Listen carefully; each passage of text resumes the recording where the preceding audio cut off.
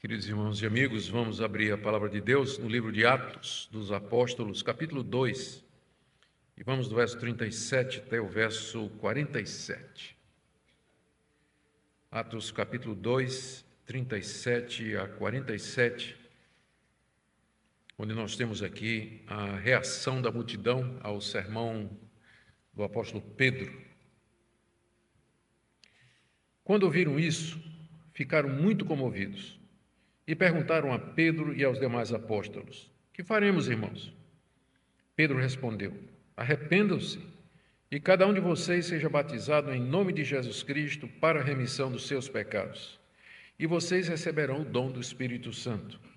Porque a promessa é para vocês e para os seus filhos e para todos os que ainda estão longe, isto é, para todos aqueles que o Senhor nosso Deus chamar." Com muitas outras palavras deu testemunho e exortava-os, dizendo: "Salvem-se dessa geração perversa."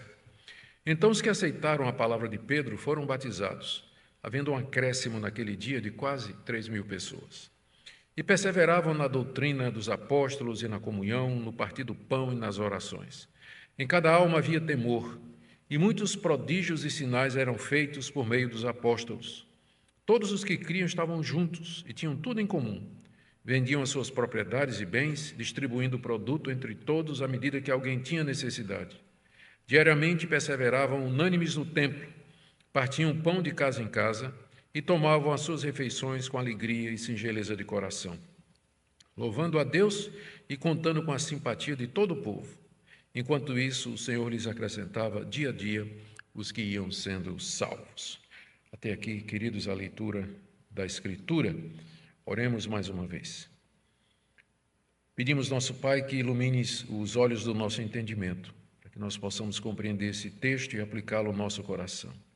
Te damos graças por tua revelação escrita, que é perfeita, que é suficiente, que é majestosa, gloriosa, profunda, que satisfaz os desejos do nosso coração, que responde às nossas perguntas. Nós pedimos que pelo Espírito Santo ela seja tudo isso para nós nessa noite. Em nome de Jesus. Amém. Amém. Queridos, essa passagem que nós lemos eu quero dividir nessa noite em 5 partes. Primeiro, a reação da multidão diante da pregação de Pedro, que está aí no verso 37. Depois, a exortação de Pedro à multidão, em resposta, do verso 38 a 39. E o final do seu sermão, que está aí no verso 40. O verso 41 fala do batismo de quase 3.000 pessoas em reação à pregação de Pedro. E do verso 42 a 47, nós lemos de como viviam esses novos convertidos. Temos talvez não, é a primeira descrição de como a igreja cristã, no período apostólico, vivia. Meu alvo, então, é expor esse texto, seguindo essas divisões, e, no final, fazer algumas aplicações para nós. Vamos começar, então, com a reação da multidão, aí no verso 37. Quando ouviram isso, ficaram muito comovidos e perguntaram a Pedro e aos demais apóstolos: "Que faremos, irmãos?" Aqui, o livro de Atos, Lucas, está descrevendo a reação daquela multidão a quem Pedro pregou o chamado Sermão de Pentecostes. A multidão que havia sido atraída pelo barulho das línguas que os apóstolos e os 120 irmãos falaram quando o Espírito Santo desceu sobre eles no dia de Pentecostes. Juntou-se uma multidão, provavelmente ali no átrio do templo, e ali Pedro se levantou e pregou o primeiro sermão cristão. Então, são estes que reagiram dessa forma, quando ouviram isso, esses que tinham ouvido o sermão de Pedro. A multidão era composta de habitantes de Jerusalém e de muitos peregrinos que tinham vindo de várias partes do Império Romano para essa festa de Pentecoste, que era uma das 3 festas religiosas dos judeus. Aqui nós lemos no verso 37 que, ao ouvir isso aqui é o sermão de Pedro, Pedro pregou explicando que barulho era aquele, o que é que significava que aqueles galileus estavam falando em idiomas que eles nunca tinham aprendido. Ele explicou que aquilo era o cumprimento da profecia de Joel, capítulo 2, verso 28, de que o Messias haveria de derramar nos últimos dias, no início dos últimos tempos, o seu Espírito. Ele explicou que aquilo era prova de que Jesus estava exaltado e, no final, ele assegurou, ele disse aos que o ouviam que eles estivessem certos de que Jesus, a quem eles mataram, Deus ressuscitou dos mortos e que agora ele estava exaltado à direita de Deus. Quando a multidão ouviu isso, diz aqui o texto, ficaram muito comovidos. Comovidos é a tradução aqui da Almeida atualizada. Eu gosto mais da Nova Almeida, perdão, eu gosto mais da Almeida atualizada, que diz que, ouvindo isso, se compungiu o coração deles, que dá a ideia mais de um coração que ficou quebrantado. Seria aquilo que nós chamaríamos de convicção de pecado, o sentimento profundo de uma mistura de angústia e de dor interior pela consciência de ter realmente feito alguma coisa errada, que no caso é ter rejeitado o Messias, ter rejeitado Jesus Cristo, que agora eles estavam convencidos que era o Filho de Deus. A Nova Versão Transformadora diz que eles ficaram com o coração partido, que é uma tradução, ao meu ver, muito gráfica, muito boa, para descrever essa aflição no coração da multidão. Eles ficaram, então, comovidos, compungidos, com o coração partido diante do sermão de Pedro e perguntaram a ele e aos demais apóstolos. Pedro é quem falava, mas os demais apóstolos estavam ao redor dele. Eles perguntaram: o que faremos, irmãos? Irmãos aqui não é irmãos em Cristo ainda, mas aqui é o termo usado entre os judeus. Eles se chamavam de irmãos. Os 12 apóstolos eram judeus e a multidão era composta de judeus, então era natural que eles se referissem aos apóstolos como sendo judeus. E eles querem saber o que eles vão fazer agora. E eu acho sempre muito curioso, né, que esse é um sermão que termina com um apelo, mas não de Pedro, mas da multidão. Hoje em dia a gente termina de pregar e a gente apela, né? Pede para as pessoas levantarem a mão, se arrependerem, dá uma oportunidade para Jesus, ou qualquer coisa desse tipo. Mas no sermão de Pedro foi o contrário, né? Foi a multidão que perguntou: o que é que vamos fazer então? Diante de tudo isso que nós ouvimos, que nós matamos o Messias, que nós rejeitamos o enviado de Deus e que ele agora está sentado à direita do Pai nas alturas, o que é que nós vamos fazer? O que é que precisamos fazer à luz de tudo isso? E é uma pergunta que partia daquele coração compungido. Do verso 38 a 39, nós temos a resposta de Pedro, que vem na forma de uma exortação. E são três exortações, na verdade. A primeira é que eles tinham que se arrepender. Verso 38, Pedro respondeu e disse: arrependam-se. Arrependam-se. O arrependimento aqui era a consciência, era a admissão, era o reconhecimento de que eles tinham, de fato, matado a Jesus Cristo, que eles tinham sido incrédulos, que eles rejeitaram aquele que era a esperança de Israel. Eles tinham que se arrepender disso. Eles tinham que reconhecer que eles tinham errado. A primeira coisa que Pedro diz para ele: o que é que vocês têm que fazer? Primeiro, vocês têm que se arrepender do que vocês fizeram, que foi rejeitar o Messias e, através dos romanos, crucificá-lo e pô-lo à morte como vocês fizeram. Segunda coisa, que vocês sejam batizados em nome de Jesus Cristo para a remissão dos seus pecados. O segundo passo que a multidão devia fazer diante daquilo que eles ouviram e diante da convicção de que eles estavam errados, eles tinham errado, é que eles deveriam reconhecer o seu erro, permitindo que eles fossem batizados em nome de Jesus Cristo, a quem eles tinham rejeitado. Esse mesmo que eles tinham rejeitado, era no nome dele que eles agora teriam de ser batizados, como uma prova externa, o arrependimento sendo mais uma questão interior, mas o batismo em nome de Jesus seria uma demonstração pública de que eles reconheciam que Jesus era o Messias e que eles estavam arrependidos de terem crucificado através dos romanos o Messias. Pedro disse que eles tinham que ser batizados em nome de Jesus para a remissão dos seus pecados. Não é que o batismo em si salvasse, mas ali o batismo estava ligado ao arrependimento, faz parte da mesma exortação. Então, era arrepender-se e ser batizado para a remissão de pecados. Não é que o batismo salva, mas é que, sendo ele a expressão externa do arrependimento do coração, ele pode ser dito, e com frequência aqui no livro de Atos a gente vai escutar essa expressão, de que ele salva. Não é? O batismo não salva, não é por obras, é pela graça. Mas só que a salvação, a fé salvadora, ela é acompanhada de atitudes externas, como, por exemplo, você demonstrar que você está arrependido se deixando batizar em nome de Jesus, a quem você ofendeu, a quem você rejeitou, contra quem você demonstrou incredulidade. Então, nesse sentido, é dito que o batismo salva como expressão do arrependimento genuíno do coração. E a terceira coisa que Pedro diz aqui, como resposta à pergunta da multidão, o que vamos fazer, é que assim eles receberão o dom do Espírito Santo. O que faremos? Primeiro, arrependam-se. Segundo, demonstrem esse arrependimento mediante o batismo em nome de Jesus Cristo, para remissão, para perdão dos pecados de vocês, sendo o mais sério e grave esse da rejeição do Messias, e vocês receberão o dom do Espírito Santo. O dom do Espírito Santo aqui não é o dom de línguas, mas é a pessoa do Espírito Santo. A dádiva que Deus dá a todo aquele que se arrepende e se batiza em nome de Jesus é o Espírito Santo.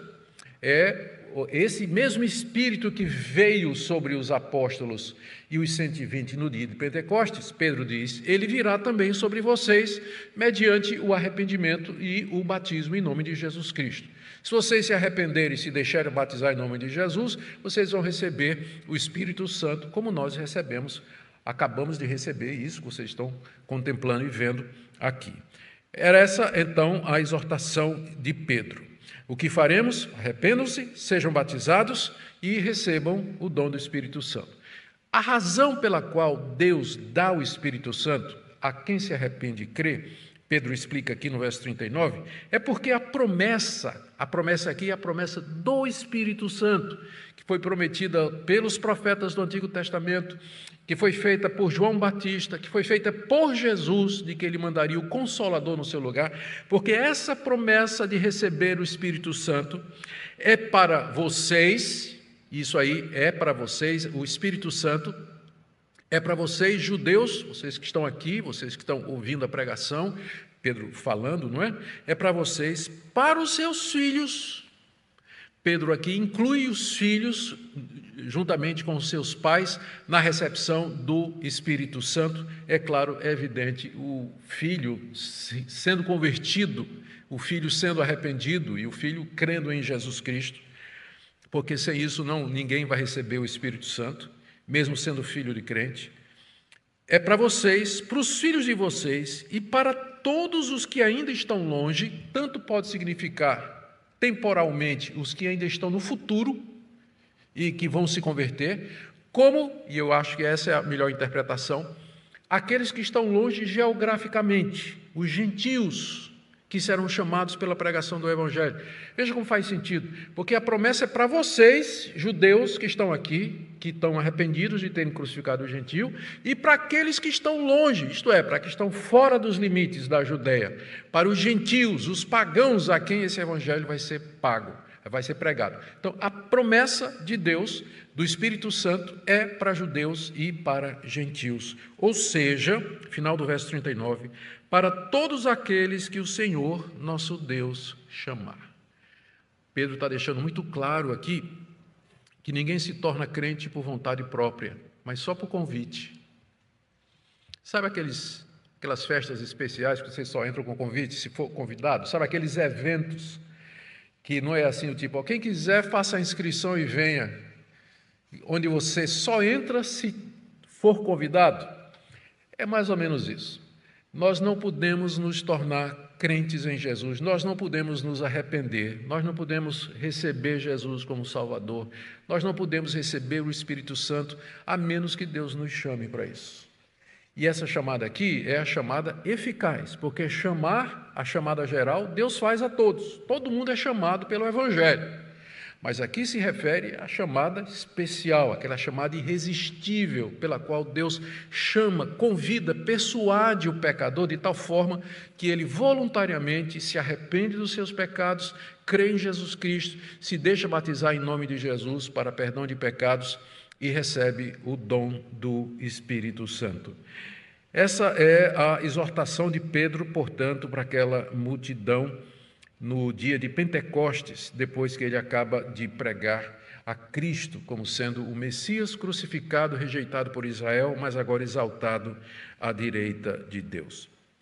Agora, no verso 40, Lucas nos fala do final do sermão de Pedro, onde lemos assim: com muitas outras palavras deu testemunho e exortava-os dizendo: salvem-se dessa geração perversa. O sermão de Pedro termina aqui. Aqui nós podemos perceber, primeiro, aquilo que já dissemos antes, que temos aqui é uma síntese do sermão de Pedro, porque o próprio Pedro está dizendo aqui, o próprio Lucas está dizendo aqui, que Pedro usou muitas outras palavras. Lucas nos deu a síntese daquilo que Pedro pregou no dia de Pentecostes, porque Pedro usou muitas outras palavras. E Pedro, com essas outras palavras, ele deu testemunho, ele deve ter falado da experiência pessoal dele, da experiência dos demais apóstolos em ter andado com Jesus, de que eles eram testemunhas da morte de Jesus e, mais importante, da sua ressurreição. E Pedro os exortou, mais uma vez, dizendo, final do verso 40, salvem-se dessa geração perversa. Geração perversa era aquela geração de judeus que havia rejeitado a Jesus, era aquela geração incrédula, que perseguiu Jesus, encabeçada pelos líderes religiosos.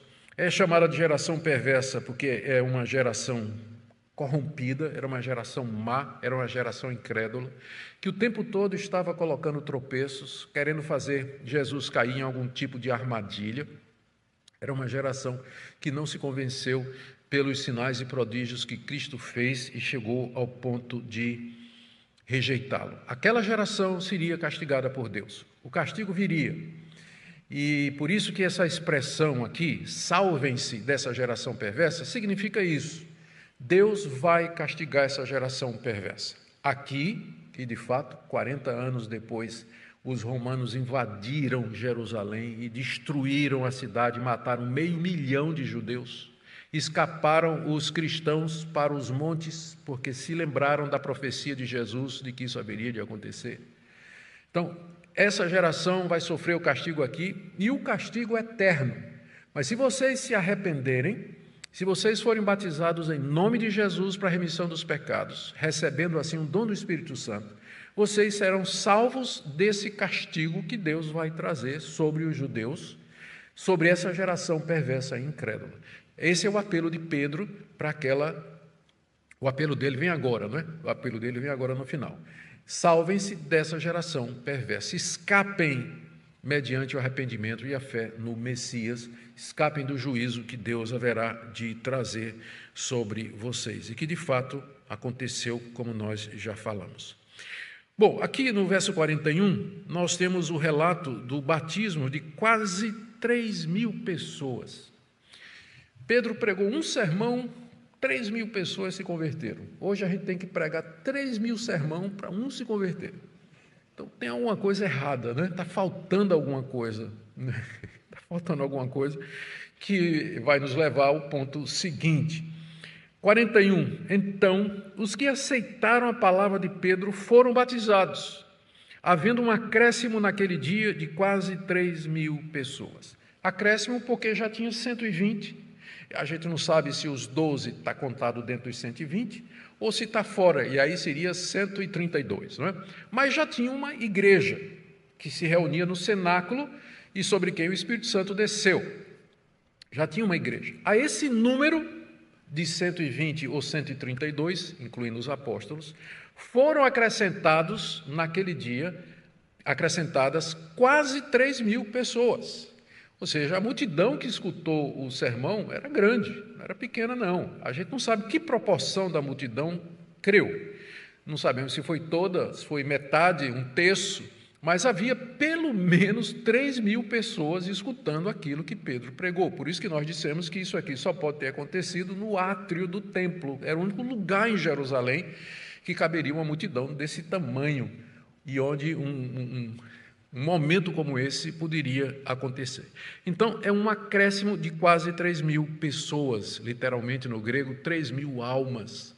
3.000 almas. E aqui estão inclusos não somente homens, mas também mulheres, homens e mulheres aqui incluídos. Diz aqui que eles foram batizados e não nos é dito onde e nem quem. Podemos imaginar que foram os apóstolos que fizeram esse batismo. Mas a grande questão é onde. Porque por imersão fica difícil, primeiro porque em Jerusalém não tinha rio. Não tem rio cortando Jerusalém. Segundo, os tanques de água que há em Jerusalém era água potável de abastecimento. Fica difícil imaginar as autoridades judaicas permitindo que 3.000 pessoas fossem mergulhadas dentro dos tanques, os reservatórios de água que eram necessários para o abastecimento da cidade. Muito menos imaginar que os sacerdotes deixariam que se utilizasse as águas ou os pequenos tanques de água que havia ali para as purificações dos judeus para serem usados por esse tipo de coisa, não é? Por isso que alguns entendem que aqui tem uma evidência de que o batismo por aspersão ou afusão ou efusão, que é simplesmente pegar água aí e salpicar, como é praticado em algumas igrejas reformadas, teria sido o modelo ou o método adotado, não é? O ponto é que essa passagem talvez seja melhor entendida se o modo de batismo seja por aspersão, mas existem outras passagens do Novo Testamento que parece pender para a imersão. E é por isso que, é o caso da Igreja Presbiteriana, a gente não considera o modo de batismo como sendo essencial, desde que seja com água em nome de Jesus e por um representante de uma igreja genuinamente evangélica. Então, sendo assim, porque nós temos evidências, tanto de um lado quanto de outro, de que o batismo era feito ou por aspersão ou por imersão, dependendo do conjunto de versículos que você vai escolher, você vai ser batista ou presbiteriano, não é?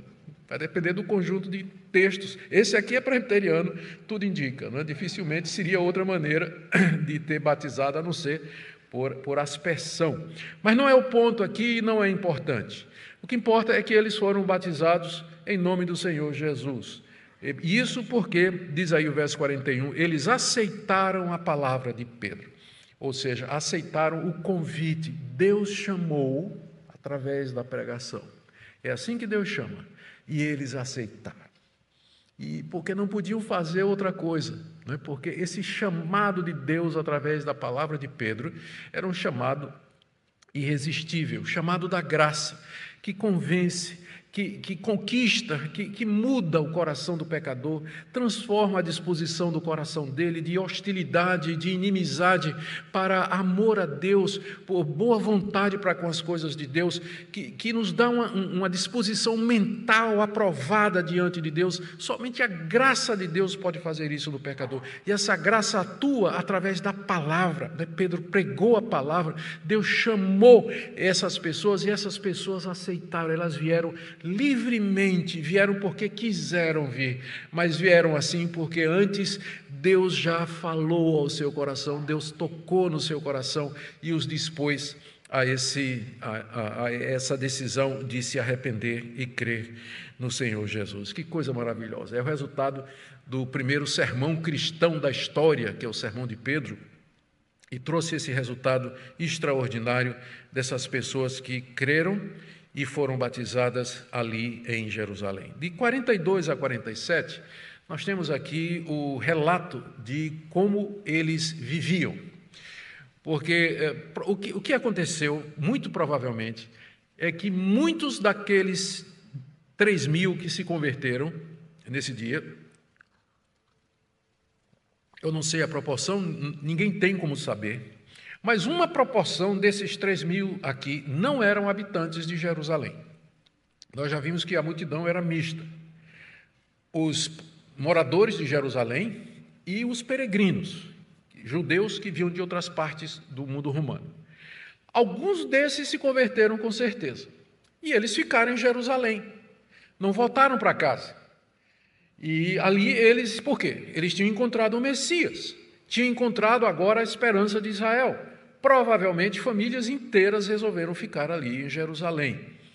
E Essa mistura vai causar, por um lado, uma situação maravilhosa. Você tem uma igreja atuante, uma igreja viva, como nós vamos descrever agora, mas isso vai gerar alguns problemas que só vão aparecer no capítulo 6, quando então nós vamos falar do que é que esse modelo de igreja acabou causando, não é?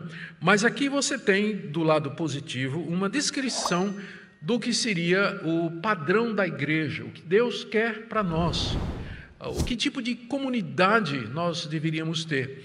Só que ao ler, como nós vamos ler agora e explicar, nós devemos levar em consideração que alguns aspectos do que é dito aqui é próprio daquela época e daquela situação e que não vai servir de paradigma para nós. Mas essa passagem, ela traz princípios muito importantes para a nossa eclesiologia, o estudo da igreja.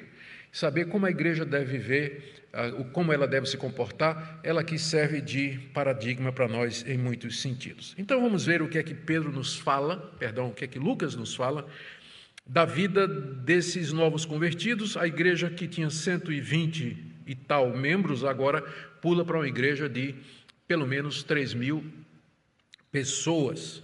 Como é que eles viviam ali em Jerusalém? Verso 40. Primeiro, eles perseveravam, no verso 42, na doutrina dos apóstolos, na comunhão, do partir do pão e nas orações. Então, a primeira coisa a ênfase está na palavra perseveravam, que significa eles se dedicavam, eles se entregavam de coração a 4 coisas.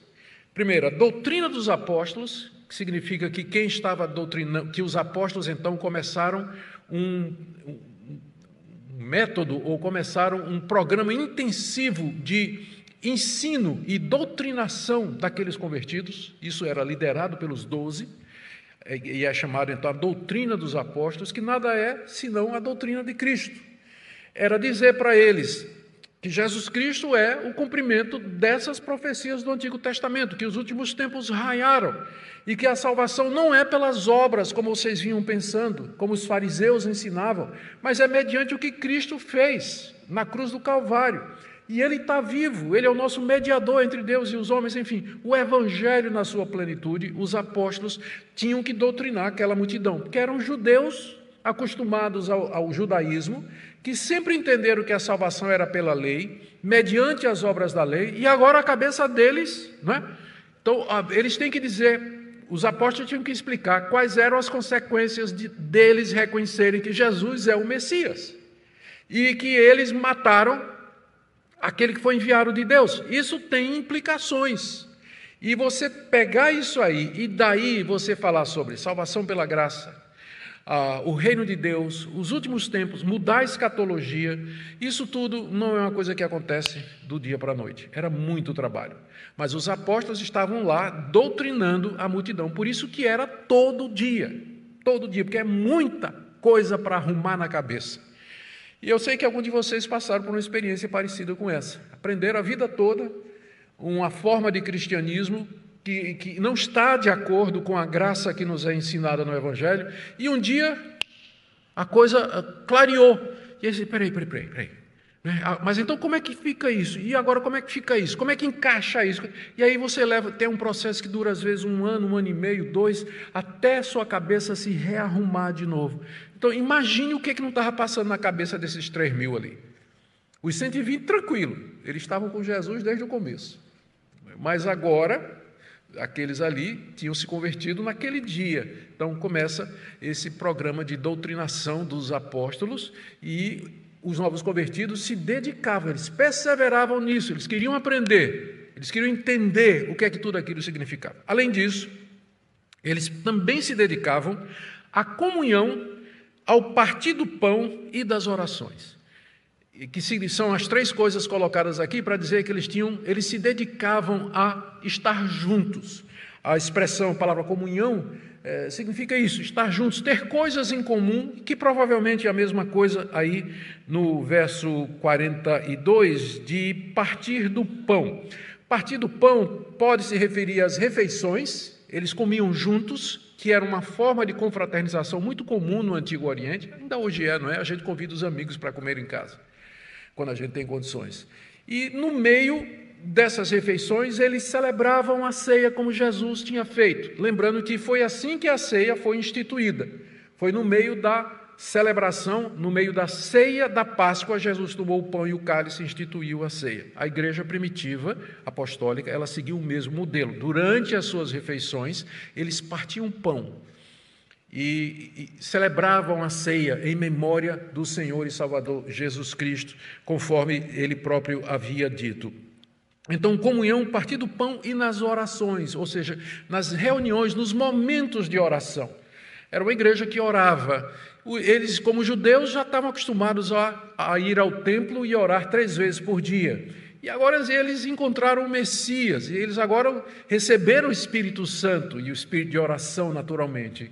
E o desejo de suplicar a Deus, de pedir a graça de Deus, pedir ousadia, pedir coragem para poder cumprir a grande comissão, certamente levava essa igreja a se reunir com muita frequência para orar. E eles perseveravam nisso, se dedicavam à oração, porque eles sabiam que era importante não somente a boa doutrina, mas era importante também estar juntos e orar. Às vezes o pessoal quer fazer uma dicotomia, né? Acha que orar é mais espiritual, doutrina mata, teologia palavra é a letra do tal. Não, está junto, né? Doutrina dos apóstolos e oração. É isso que é o modelo de igreja que nós queremos. Então eles se dedicavam a isso. Eles sabiam que precisavam disso. Segunda descrição que nós temos aí, está no verso 43, todos os que criam, 43, em cada alma havia temor, e muitos prodígios e sinais eram feitos por meio dos apóstolos. O temor aqui é um temor, é a consciência da presença de Deus no meio deles. E claro, quando a gente tem consciência de que Deus está no nosso meio, e Deus sendo santo como Ele é, isso produz uma santa reverência, não é medo, mas é um respeito profundo, é um amor temente, por assim dizer. E a presença de Deus no meio deles era evidente através dos sinais e prodígios feitos pelos apóstolos. E aqui nesse ponto eu gosto da nova tradução na linguagem de hoje, que faz exatamente essa conexão. Diz que em todos havia temor, porque os apóstolos faziam sinais e prodígios. Então, a presença dos milagres no meio deles, muitos milagres eram feitos por Pedro e os demais, evidenciava a presença de Deus pelo Espírito Santo no meio deles, o que produzia então esse santo temor da presença de Deus. Deus está aqui em nosso meio. Os sinais e prodígios tinham como objetivo testificar que de fato Deus estava ali no meio dele. Apenas note que é dito que quem fazia os sinais e prodígios eram os apóstolos. No Novo Testamento, aliás, no livro de Atos, nós vamos ver que quem faz milagre são os apóstolos, com 2 pequenas exceções. Estevão, que era diácono, mas era do círculo apostólico, e Felipe, que era diácono, mas também era do círculo apostólico, e mais tarde Ananias, que é convocado para botar as mãos em cima de Saulo e curar Saulo da cegueira e introduzi-lo ao Evangelho, como a gente lê no capítulo 8. Com essas exceções, todos os sinais e prodígios operados no livro de Atos vêm pela mão dos apóstolos, o que faz a conexão. E a razão é que os milagres tinham como objetivo autorizar os apóstolos como enviados de Deus, para dizer que a mensagem que eles estavam pregando era de fato da parte de Deus, que Deus estava com eles. E a evidência disso era que eles faziam sinais e prodígios. Aqui estava cura de cego, de aleijado, expulsão de demônios, e qualquer outro tipo de maravilha que demonstrasse realmente que Deus estava com eles. Isso produzia um temor, um santo temor na igreja. Veja como o propósito dos sinais hoje em dia não tem nada disso, né? As pessoas quando falam ter sinais e prodígios, não é assim porque querem uma atestação da presença de Deus que produz um santo temor e uma reverência, mas via de regra sinais e prodígios são vistos como uma maneira pela qual nós atingimos o nosso objetivo. Nós somos curados das nossas doenças, o propósito é esse, a pessoa ser beneficiada, não é? Receber algum benefício da parte de Deus, quando na verdade o propósito maior é exaltar a Deus, mostrar sua glória para que todos possam temer. Do verso 44 a 45, nós temos mais um ponto da descrição de que eles estavam juntos e tinham tudo em comum. E está dito aí, verso 44, todos os que criam estavam juntos e tinham tudo em comum, ou seja, eles compartilhavam os bens materiais, como está dito no verso 25, vendiam as suas propriedades e bens, distribuindo o produto entre todos à medida que alguém tinha necessidade. Por que isso? Por que essa atitude de você, desse pessoal que estava junto, né, nessa alegria, nesse gozo de ter encontrado o Messias, dessa mudança extraordinária diante da presença de Deus, sinais e prodígios? Primeiro, eles estavam completamente desapegados dos bens materiais, porque uma vez que nós encontramos Deus e uma vez que nós vivemos um evangelho que se torna isso aqui para nós, o nosso apego aos bens materiais e a ligação do nosso coração com bens, recursos e tudo é quebrada. E a Deus, de fato, se torna prioridade, a ponto de que, se necessário fosse, você daria os seus bens aos pobres. Aquilo que Jesus disse ao moço rico, né, para testá-lo, para mostrar quem realmente era o Deus daquele homem, quem era o ídolo do seu coração, que eram suas riquezas. Mas por que isso aqui era necessário? Porque tinha muita gente de fora de Jerusalém que tinha ficado em Jerusalém e que não tinha trabalho, não tinha terra, não tinha como se sustentar. Então, criou uma necessidade na igreja que foi resolvida com esse desapego dos residentes de Jerusalém, porque quem tinha terra era quem morava em Jerusalém, não é? Então, muitos dos judeus que se converteram e que moravam em Jerusalém venderam um pedacinho de terra, venderam uma propriedade, ou tinham bens e que trouxeram para ajudar aqueles irmãos que eram de fora de Jerusalém e que estavam ali, que não tinham como se sustentar. Então, é uma descrição extraordinária do poder do Evangelho sobre o coração das pessoas. O órgão, a prova maior da conversão de uma pessoa é quando o bolso dela se converte, né, que é o órgão mais sensível do corpo humano, é o bolso. Então, quando o bolso se converteu, aí você sabe que a pessoa se converteu. Não foi assim Zaqueu? Jesus chamou Zaqueu, Zaqueu desceu, deu um banquete e Jesus está quieto, né? Você vê que depois de dizer, Zaqueu, desce depressa porque hoje eu vou pousar na tua casa, Jesus não disse mais nada. Zaqueu deu uma festa, chamou todo mundo, Jesus quieto. Aí de repente Zaqueu se levanta e diz, eu decido dar aos pobres metade dos meus bens, se eu roubei alguém eu devolvo quadruplicado. Aí Jesus pediu a palavra e disse, hoje veio salvação nessa casa. Só quando Zaqueu realmente disse, não é?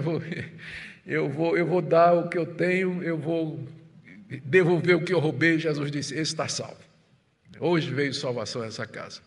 Aqui você tem, então, a lição que nós vamos tirar, de que em havendo necessidade, em havendo o motivo, cristãos verdadeiros não são apegados de todo o coração. Os seus bens, o seu recurso, não é o Deus da vida deles, não é o ídolo deles. Eles servem a um Deus que é muito maior. E em caso de necessidade, em caso de uma situação em que isso seja preciso, estariam dispostos, se necessário fossem, a compartilhar com seus irmãos em Cristo dos seus bens e das suas posses. É o que nós estamos vendo aqui. Eles então estavam juntos e tinham tudo em comum, versos 44 e 45. Em quarto lugar, eles perseveravam unânimes diariamente no templo, partindo pão de casa em casa e tendo refeições comuns com alegria e singeleza, isto é, sinceridade de coração. Verso 46, diariamente perseveravam unânimes no templo, partiam pão de casa em casa, tomavam suas refeições com alegria e singeleza de coração. São três coisas aqui. E são várias coisas, aliás, é tanta coisa, não sabe nem, não é? Vamos lá, 46, diariamente. Então, eles faziam, essa igreja funcionava todos os dias, né? Diariamente a igreja estava aberta. E o porquê? Eles tinham encontrado o Messias, o Espírito Santo tinha acabado de chegar no dia do Pentecostes, a nova era tinha começado, os últimos tempos tinham começado, a igreja cristã tinha se iniciado. Eles estavam cheios de alegria, cheios de gozo, de esperança, de fé, sede de aprender a palavra de Deus. Todos os dias, eles queriam estar juntos e eles queriam aprender e viver a vida cristã, uns com os outros, diariamente. Diariamente perseveravam, se dedicavam unânimes, eram todos. A essa altura ainda não tinha surgido nenhuma divisão dentro da igreja, era uma igreja onde havia plena harmonia e paz. Isso vai durar pouco, não é? Vai chegar no capítulo 6. Eles perseveravam, vai chegar ao capítulo 5, né? Com Ananias e Safira. Diariamente perseveravam unânimes no templo. Isso aqui é muito importante. Eles continuaram a ir para o templo. Eles se tornaram cristãos, mas não deixaram de ser judeus. Porque ser um cristão não significa ser um mau judeu. Deixa eu explicar. Essa fase, é por isso que eu disse, a gente tem que ler o livro de Atos como sendo um livro que relata um momento de transição. A igreja está saindo de Israel e se tornando uma igreja gentílica. Uma igreja que não é uma igreja composta, na sua maioria, por judeus. Muitos judeus se converteram, creram que Jesus era o Messias, entenderam a salvação pela graça, mas continuavam a praticar aquilo que eram marcadores culturais da sua identidade.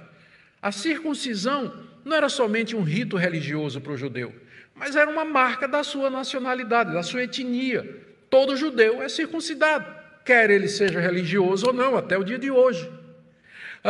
O judeu não come carne de porco, o judeu não come sangue. Judeu 3 vezes por dia vai orar a Deus. Esses 3.000 convertidos, eles continuaram nas práticas judaicas em Jerusalém. Eles eram crentes, mas eles continuavam a ir ao templo. Não iam oferecer sacrifícios, naturalmente, porque eles entenderam que em Cristo Jesus os sacrifícios foram abolidos. Mas tinha outras práticas, como, por exemplo, a prática da oração 3 vezes ao dia, que é o que eles faziam aqui. Unânimes, eles iam para o templo. E lá eles perseveravam nas orações. Nós vamos ver isso logo aqui, capítulo 3, verso 1. Veja comigo, Pedro e João estavam se dirigindo ao templo para a oração das 3 horas da tarde. Pedro e João, os líderes da igreja, indo para o templo para orar no horário da oração judaica. Você vai ver o apóstolo Paulo, no livro de Atos, circuncidando Timóteo, que era filho de judeu e não tinha sido circuncidado. Paulo nunca circuncidou um gentio, mas judeu, ele não tinha problema não com a circuncisão do judeu crente. Você vai ver Paulo rapando a cabeça e fazendo voto. Isso aqui no livro de Atos. Paulo vai rapar a cabeça e vai fazer um voto. Por quê? Porque Paulo era judeu. E esse tipo de coisa fazia parte da cultura judaica. Aqui você vê a igreja cristã ainda guardando práticas e costumes do judaísmo. Isso só acabou com a destruição de Jerusalém. E aí a igreja que escapou para as montanhas, e esse cristianismo judaico, ele ainda se demorou um tempo, depois ele feneceu, em final do século I, mais ou menos, e o cristianismo que prevaleceu foi o cristianismo gentílico, pelo qual Paulo é o maior responsável, como nós vamos ver. Foram as igrejas fora de Jerusalém, os gentios, os não-judeus, foi lá que o cristianismo de fato cresceu, se expandiu e permanece até o dia de hoje. Mas o cristianismo judaico, ele vai terminar com o cerco e a destruição de Jerusalém no ano 70. Mas, por enquanto, esses primeiros cristãos, eles continuavam nas práticas judaicas. Eles continuavam nessas coisas, com exceção, evidentemente, do oferecimento de sacrifício, porque aí ele não tinha entendido, né? O judeu convertido a Cristo, que ia no templo oferecer sacrifício de animais, então ele não entendeu realmente quem é Jesus Cristo. Mas havia outras práticas que não somente essa prática de oferecer sacrifícios. Então, diariamente eles estavam no templo, diz aí o verso 46, partiam pão de casa em casa, uma indicação das refeições comunais, seguida da ceia do Senhor. Tomavam as suas refeições, quando eles se reuniam de casa em casa, faziam isso, tomavam suas refeições com alegria e sinceridade, singeleza de coração. Eita, como eu gostaria de ter vivido naquela época, né? Fazer parte da primeira igreja cristã de Jerusalém. Que coisa maravilhosa, gostaria de estar lá. Coisa boa, né? Olha o verso 47, que é a quinta descrição de que temos aí, que eles louvavam a Deus. E tinha muita razão para louvar a Deus. O Espírito Santo tinha vindo, o Messias eles agora reconheciam, eles tinham se arrependido, eles tinham sido batizados em nome de Jesus, seus pecados foram perdoados, a era messiânica tinha sido inaugurada, todas as razões do mundo para estarem felizes e louvando e glorificando a Deus. Em sexto lugar, veja aí no verso 47, contavam com a simpatia de todo o povo. Mas uma igreja dessa, naturalmente, desperta a atenção, não é? Uma igreja dessa, harmônica, alegre, onde havia essa generosidade, essa dedicação um ao outro, essa comunhão, naturalmente o mundo olha para isso e fica, puxa, esse pessoal se ama mesmo. Por que eles são assim, tão diferentes de nós, não é? Que vivemos com raiva uns dos outros e brigamos e tudo, mas eles têm essa vida comunitária, né? O povo sentia simpatia pela igreja, mas também, olha a igreja. E antes da gente culpar o mundo, que o mundo nos persegue, vamos dar uma olhada para nós. Antes de dizer que a culpa é do mundo, né, que o mundo nos odeia, mas por que nos odeia? Tem crente ranzinza, desonesto, péssimo empregado, péssimo patrão, crente que está nas redes sociais disseminando o ódio, atacando as pessoas e depois reclama quando o mundo nos odeia. Essa igreja aqui, o mundo olhava e dizia, que coisa maravilhosa. E o resultado, o crescimento natural da igreja, final do verso 47. Enquanto isso, o Senhor lhes acrescentava dia a dia os que iam sendo salvos. Todo dia tinha novo convertido na igreja. Todo dia tinha gente sendo salva, mas também uma igreja dessa, né? Esse povo não somente tinha simpatia, mas eles vinham, se tornavam membros da igreja, se arrependiam, confessavam os pecados, eram batizados em nome de Jesus, e a igreja aumentava todo dia. Note que aqui não tem, era uma igreja que ele não está falando nem evangelização, vai falar mais adiante, mas aqui, dessa descrição que eu li para vocês, em nenhum momento Lucas estava dizendo, era uma igreja que todo dia estava pregando o evangelho lá em Jerusalém. Parece que no começo a igreja estava muito preocupada, esses 3.000, como eu disse, em entender, em crescer, aprender o evangelho, a viver a vida comunitária, né? Parece que não tinha muito esforço evangelístico e parece que nem precisava, porque Deus ia, só pelo testemunho deles, ia trazendo gente nova. Mas adiante eles vão entender o que Jesus diz, e de pregar o evangelho a toda criatura. Mas aqui no começo, eles estão sedentos, eles precisam aprender, eles precisam crescer, se fortalecer para fazer a missão para a qual Deus os havia designado. E Deus acrescentava todo dia a gente para ser salva. Oh, glória a Deus por isso. Amém, irmãos? O que é que nós podemos aprender? Algumas lições para a gente terminar aqui.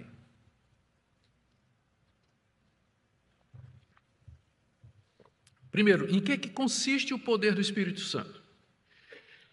Porque Jesus disse, vocês receberão poder ao vir sobre vós o Espírito Santo. E foi feita a referência, vocês vão ser batizados com o Espírito Santo. Não saiam de Jerusalém até que do alto sejam revestidos de poder. Então, tudo isso foi dito com respeito à chegada do Espírito Santo, e o poder é a palavra dinamis, que está associada à ação do Espírito Santo. Mas em que consiste o poder do Espírito Santo nesse contexto aqui? O poder do Espírito Santo se percebe, primeiro, na ousadia de Pedro. Pedro era cheio do Espírito Santo, ele pregou esse sermão cheio do Espírito Santo. É preciso muita coragem para você se levantar diante de uma multidão de pelo menos 3.000 pessoas e dizer, vocês são assassinos. Vocês são culpados de ter matado Jesus de Nazaré há 40 e poucos dias atrás, 50 dias atrás. Vocês fizeram isso. É preciso ousadia para fazer isso.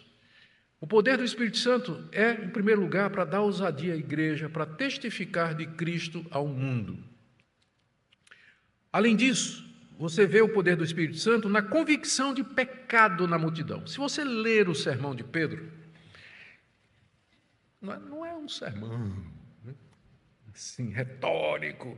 Ele simplesmente está pegando passagens do Antigo Testamento e dizendo, é isso aqui, ó. Isso aqui quer dizer isso aqui, isso aqui.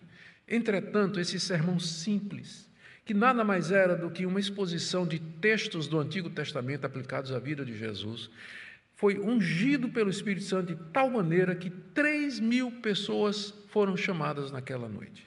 Esse é o verdadeiro poder do Espírito Santo, ou naquele dia. Esse é o verdadeiro poder do Espírito Santo. Esse poder para convencer, para persuadir e chamar as pessoas ao arrependimento e à fé em Cristo Jesus. O poder do Espírito Santo se manifesta aqui nessa vida comunitária dos irmãos. Uma igreja que vivia dessa forma só pode fazer isso pelo poder do Espírito Santo. E é para isso que nós precisamos do poder do Espírito Santo hoje, para sermos uma igreja de acordo com os padrões de Deus, para que a gente tenha ousadia para pregar o verdadeiro evangelho e para que através de nós Deus converta as pessoas. Se Deus quiser fazer sinais e maravilhas, Ele vai fazer. Mas eles sempre são subsidiários, eles sempre são secundários àquilo que é mais importante, que está relacionado com a ação primeira do Espírito Santo. A segunda lição que eu queria tirar para nós é que aqui você tem o paradigma para os convertidos a partir de Pentecostes. No dia de Pentecostes, o que você tem é o seguinte: pessoas que já eram crentes, os 120 e os apóstolos já eram crentes em Jesus Cristo. Claro que eram. Mas eles recebem o Espírito Santo depois. Quer dizer, eles são batizados com o Espírito Santo numa experiência posterior à conversão deles. Então, muita gente pega a experiência dos apóstolos em Atos capítulo 2 como paradigma para a salvação nos dias de hoje. A pessoa crê em Jesus Cristo, é salva, é batizada, e aí depois, numa segunda experiência, ela recebe o Espírito Santo, geralmente atestado com línguas. Então, existe essa interpretação do livro de Atos. Mas eu quero dizer para vocês que o paradigma é o que acontece com a multidão. Se arrepende, crê, é batizado e recebe o dom do Espírito Santo. Um pacote só. Um pacote só. Então, desde o dia de Pentecostes até o dia de hoje, esse é o paradigma. A pessoa recebe o Espírito Santo, é batizada com o Espírito Santo quando ela se arrepende, quando ela crê no Senhor Jesus. Deus pode dar evidências disso? Pode. Ele é Deus, pode fazer o que Ele quiser. Mas esse é o paradigma, é assim que funciona no dia de hoje. Isso significa, então, que depois de convertido eu não posso ter nenhuma experiência com Deus? Claro que pode. Deve ter experiências com Deus. Só que o termo batismo com o Espírito Santo, ele é mais apropriado para descrever a experiência inicial. Você pode chamar essas outras experiências de enchimento, de plenitude, que é a terminologia que você encontra nas cartas do Novo Testamento. Terceira coisa que eu queria dizer para vocês é a respeito do modelo de igreja que nós acabamos de ler. É um modelo para nós, inspiração, primeiro na perseverança, na dedicação aos meios de graça. Quem dera as igrejas fossem tão ardorosos, os crentes fossem tão fervorosos, dedicados a aprender, a orar, a estar com os irmãos, a ajudar uns aos outros. Nesse sentido, na fidelidade ao ensino apostólico, no amor e generosidade, essa igreja é um modelo para as igrejas de todas as épocas. Mas existe um sentido em que ela não pode ser copiada. Primeiro, os apóstolos com seus sinais e prodígios. Nós não temos mais apóstolos hoje que diariamente façam sinais e prodígios dessa magnitude no meio da igreja. Nós temos, é claro, um Deus que responde orações, um Deus que atende o clamor do seu povo, mas nós não temos apóstolos a quem esse dom de fazer sinais e prodígios foi concedido como uma forma de autenticar a pregação da palavra dele. Isso aí é autoevidente, é só você olhar, pesquisar ao redor, olhar para a história da igreja e você vai ver que com a morte dos apóstolos, e eles não foram substituídos, os sinais e prodígios realizados por pessoas específicas, pessoas que tinham poder para fazer sinais e prodígios, termina antes do final do século I. Os pais da igreja, no século II, século III, eles já se referem a isso, dizendo que a era dos apóstolos já havia passado e com ela os seus sinais e os seus prodígios também. E, num certo sentido, nós não precisamos mais, porque nós já temos aqui escrito os sinais e prodígios que eles realizaram e que nos atestam que eles, de fato, foram enviados por Deus naquilo que eles pregaram e aquilo que eles nos ensinaram. Então, não é modelo para nós nesse sentido, porque nós não temos mais apóstolos entre nós fazendo sinais e prodígios da forma que eles fizeram. Não é modelo para nós porque no Novo Testamento, pensando agora na forma de ajuda aos pobres e necessitados da igreja, já não há nenhuma orientação a respeito dos cristãos venderem seus bens para darem aos necessitados da igreja. Pode ler Romanos, 1 e 2 Coríntios, 1 e 2 Tessalonicenses, Gálatas, Efésios, Filipenses, Colossenses, leia tudo, a carta de Tiago, as 3 de João, não tem nenhuma recomendação para que os crentes ajudem aos que estão necessitados às custas dos seus próprios bens. O que a Bíblia nos ensina é você contribuir generosamente, regularmente, para que a igreja possa abençoar e agir. Qual é o problema com esse modelo aqui? Os cristãos venderam, o pessoal de Jerusalém vendeu os bens e as propriedades. Tudo bem. Chegou um momento que ninguém tinha nada. Eles se descapitalizaram, saíram vendendo tudo que tinha. Chegou uma hora que não tinha nada. O que é que vai acontecer daqui a pouco aqui no livro de Atos? Uma fome. E pegou o pessoal de Jerusalém de calça curta. Porque eles não tinham necessidade. Qual foi a solução? O que é que tiveram que fazer? Paulo começou uma campanha para levantar uma oferta nas igrejas para ajudar os irmãos pobres da Judéia, porque a igreja empobreceu toda, porque todo mundo vendeu o que tinha para ajudar uns aos outros. Então, tem limites esse modelo, Uma outra coisa que a gente precisa aprender aqui é que essa visão aqui de comunidade, ela precisa ser bem entendida. Através da história, alguns grupos tentaram imitar essa vida de comunidade, como, por exemplo, os Amish, por exemplo, os Quakers, que são grupos durante a história da igreja que compravam propriedades grandes e iam todo mundo morar lá. Quem era crente ia morar lá. Todo mundo tinha um pedacinho de terra, construía sua casinha, era tudo comum. Então, cresceram nessas comunidades assim. Qual é o problema com essa comunidade desse tipo? É bonito, é muito interessante. Quem não gostaria de morar num condomínio de milhares de quilômetros quadrados, só tem crente lá dentro, que maravilha, todo mundo gostaria. Qual é o problema com isso? Que nós estamos fora do mundo. Porque nós ficamos fora do mundo. Deus nos colocou do mundo para sermos sal e luz. Deus nos coloca numa cidade como essa, num prédio de apartamento como o seu, no seu trabalho, na sua empresa, exatamente para você ser sal e luz. Agora imagine se todos os crentes saíssem das cidades e se fechassem em condomínios para viver uma vida comunal como essa daqui. Vai ser preciso uma perseguição em Jerusalém, com a morte de Estevão, para os crentes saírem de lá. Porque é muito bom morar em Jerusalém assim. Mas e a missão de pregar o Evangelho? Os crentes vão ficar em Jerusalém até o apedrejamento de Estevão, e no capítulo 8 se levanta uma grande perseguição contra a igreja, e aí é que os crentes são espalhados por todo mundo para pregar o Evangelho. Mas foi preciso uma perseguição para tirar eles daqui. E eu digo, se eu estivesse morando em Jerusalém, eu não queria sair de lá, não. Grande comissão, vamos esperar um pouquinho, né? Pregar o Evangelho aos confins da terra, mas está tão bom aqui. Por que nós vamos sair? Então, não é modelo para nós em termos de vida comunitária, porque isso nos impede de cumprir a grande comissão.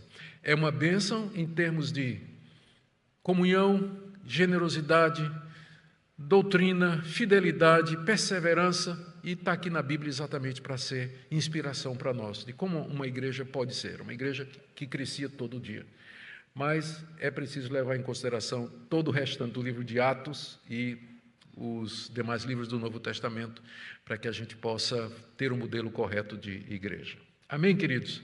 Que Deus abençoe a nossa vida, Deus abençoe a igreja brasileira, que Ele derrame sobre nós o seu Espírito, que produza igrejas fortes, poderosas, crentes ousados, capazes de testemunhar, para que de fato o nome de Jesus seja divulgado aqui no nosso país. Amém? Vamos ficar em pé e vamos orar.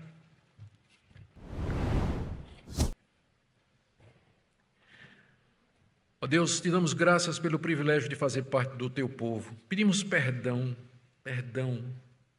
Senhor, pelos conflitos, divisões, egoísmo, falta de simpatia, falta de dedicação do nosso povo, do povo evangélico do Brasil.